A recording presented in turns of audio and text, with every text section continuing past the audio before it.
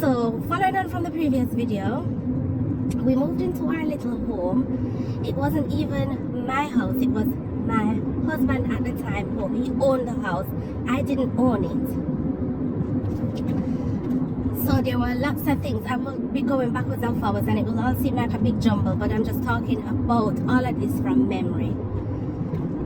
So we moved into our own home and I was so excited to finally be, you know, a proper wife, look after him and cook and clean and wash and make this house our home. Remember the first time I cooked a meal in the house, the man went back over to his mother, go eat dinner. The first day we cooked dinner in our house and he was being stroppy with me and Caution M60. you know, I tried to make it moderate speed. tried to make it into miles per hour. Caution like a special M60. thing, I tried to make it into a special dinner, excuse my car navigation. So, you know, that was just another thing. Remember one time, you know, I cooked soup on a Saturday. There was an Asian shop right up at the top of our road and they sold lamb, which was the closest thing we could have get to mutton.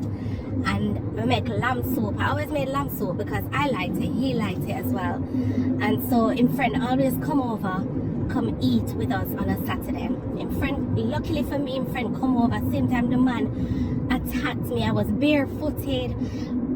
It must have been like spring or autumn or summer because the back door to the kitchen was open and the man attacked me in the back. I can't remember why the man attacked me and pushed me. I end up outside in the backyard and there was like you know when the place stay wet for a long time and it's green, my foot, because I was barefooted, my foot slide into the greeny stuff and my foot full of green. It was disgusting and anybody who know me knows how I am well squeamish and can't handle stuff like that. His friend stop him from hitting me and leave the same time his friend leave, he left as well, you know.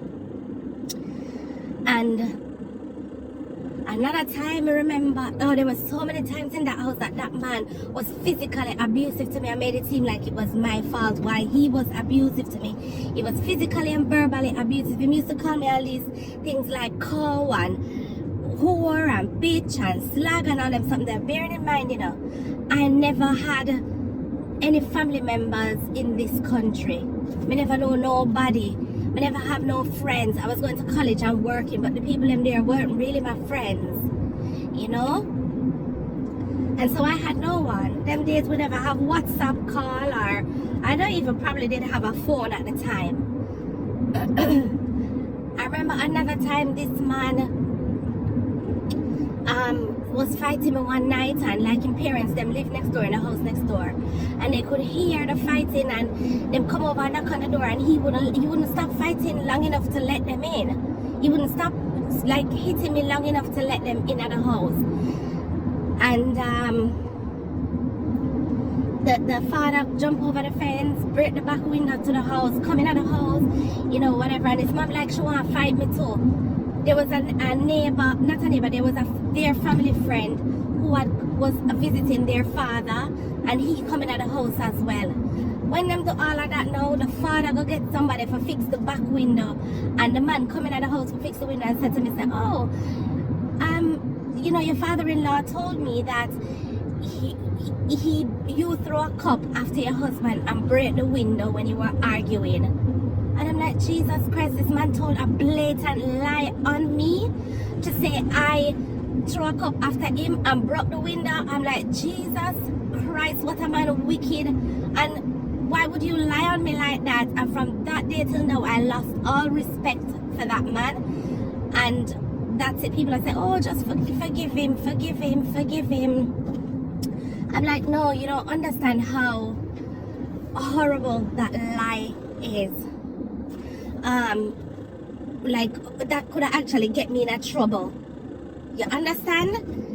And another time, remember my sister was there and the man fight me. His cousin was there one time with her kids, and the man fight me. The cousin go around and told his sister that he was fighting me, and he never stopped. It never stopped him. Another time my sister had come to visit and he started fighting me, and my sister called and said to my mom, we go to the call box, me I cry and my sister is with me. And I go to the call box and my mom, she told my mom, and I was like, oh my God, I didn't want my mom to know any of this because I don't want her to worry over me.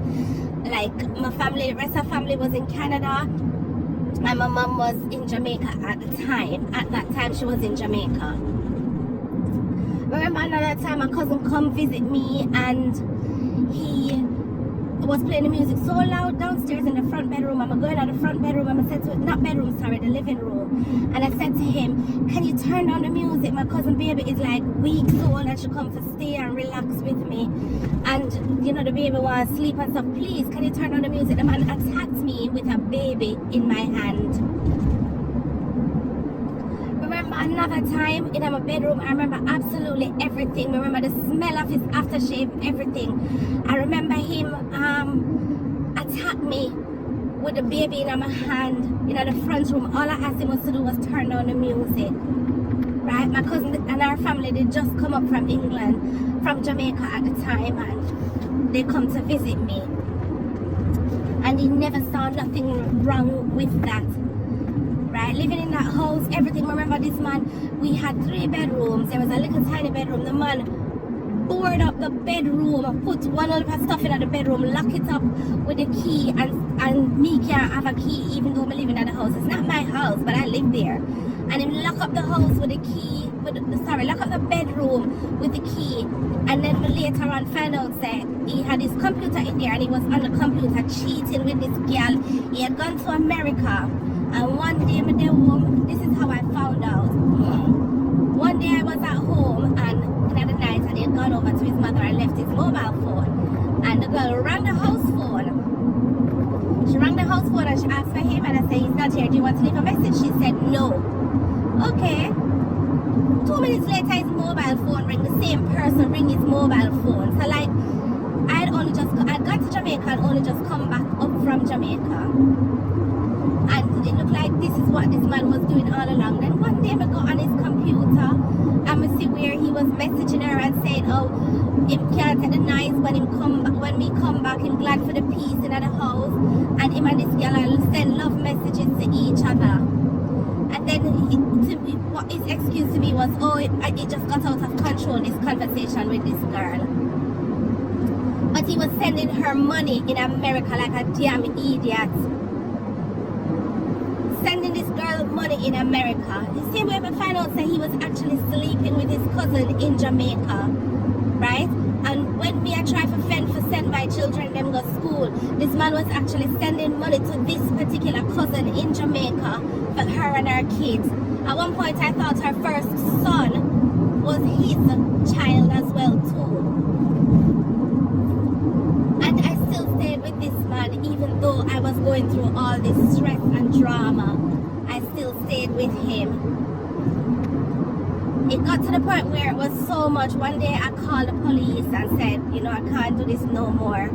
I've had enough. Coming to know who else to call. Remember talking to his mother about him and him cheating and stuff, and the mother just said, oh, I wonder where he get that behavior from. I wonder where he get that behavior from. He told me he didn't want kids, even though he got me to get married by saying, I know I want kids, and then while in the marriage, now the mother tell me that he don't want kids. He used to tell me some things to play with me emotions and get me irritated and upset, and then he would have done some big grand gesture. I remember this girl he was cheating with before we got married. I mentioned this in the previous video. This girl he was cheating with, the girl used to call me all the time. The girl said to me, so one day, that time I was living in Jamaica and he was living here. And the girl called me within like a 2-week period. This girl was calling me so regular. The girl said to me one day, did he ever hit you? And I said, no, he's never hit me. And the girl told me that him and her fight. This was before I knew any of this behavior from him. This is before I moved into my own home with him, where I was isolated. But he did hit her. And at first, now when all of this happened to me, I started to believe the girl, because at first I was like, wow, I don't believe he would hit anybody. but he did. He's very good at making the outside world think he's absolutely great. He's a fantastic catch. But when you're in the relationship with him, you're the one who see the real him. Nobody don't know this man like me and my kids, right? And he's very selective with who he abuses. That means he knows fully what he's doing, right? The day when the man strangled me in the bedroom, I don't remember what we were arguing with, but I know it was upstairs in our bedroom. I remember the bedding, which was like a frilly green, yellow and white bed. I remember where the wardrobe was. I remember exactly where I was standing in the bedroom. Remember where the TV was. I bought this little TV at Argos where you can put in your cassette player in the bottom of the TV. A nice little TV, and I put it on top of the wardrobe. And I remember seeing that TV as me drop on the floor after the man had strangled me. I pretended as if I'd passed out. That's what I did, and the man panicked and started call my name when in panic. I remember one day this man lifted up his foot and kicked me, and I still stayed. I don't know what was wrong with me. The love bombing, like he used to do some horrible stuff, and then him like did these grand gestures of love. My emotions were frayed. 1 minute I'm calm and happy, next minute I am on high alert, anxious, my heart raised, may I have panic attack, and then the next minute I'm calm and peaceful. This man had my emotions up and down, up and down, up and down. That was living in that house.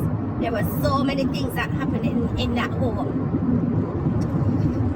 So we decided no, say, you know, I said to him, I can't do this no more with you. This is too much. I either have to go back home to my mother or my father or wherever I needed to go. But where we were, there were many times when I escaped and ran up to his cousin's house to stay our yard because of him and him wanting to fight me. So many times he has a cousin in Birmingham, and I used to run, go to the cousin them yard when the fire get really hot.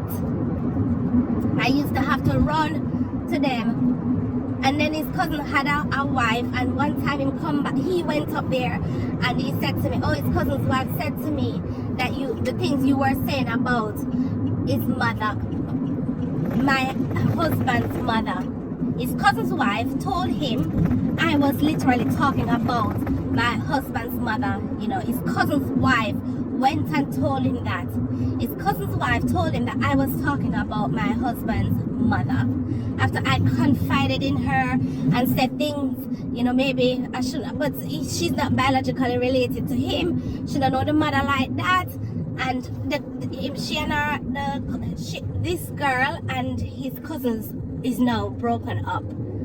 You know, I'm like, I confided in you, and you go and tell him saying I was saying things about his mother. The things I was saying about his mother is not, I'm not a horrible person. I was talking the truth. I was saying, you know, this happened, that happened. She knows, say he's hitting me, and none of them now help me. I thought when I came here, you know, they were part of my family, and not one of them stuck up for me. Nobody. The only person that kind of stuck up for me, but she thought the sun shined out of my husband's ass, was his cousin's mom. You know, when I was pregnant, she was there on the phone. She couldn't be there physically, but she was there on the phone. When I tell her, I say,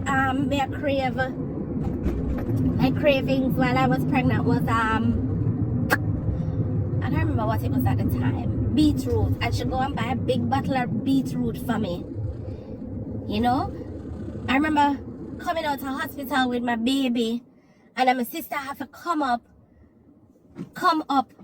to come help me cook and clean and look after me and my baby. And my sister-in-law lived down the way. My mother-in-law lived around the corner. My auntie-in-law lived around the corner. All his cousins lived nearby, and I had to get my sister to come up to come and look after me and my baby and help out. I remember when I had my second baby, my sister couldn't come at the time, and I had to buy McDonald's for my dinner. This is how bad it was. And he saw nothing wrong with what he was doing. No matter how I talked to him, he didn't feel embarrassed, he never feel shame, nothing. He just did not feel anything. So at this point now, I decided I can't do this no more and I need to leave. And he begged me, please don't go, I'm gonna change. You know? And then we decided, right, this is it. I'm going. So I decided I'm gonna have to rent somewhere or do something. I don't know why I didn't think to go back home to my mom, but my brain was fried. I became so forgetful. My health was affected. I couldn't even remember people's name.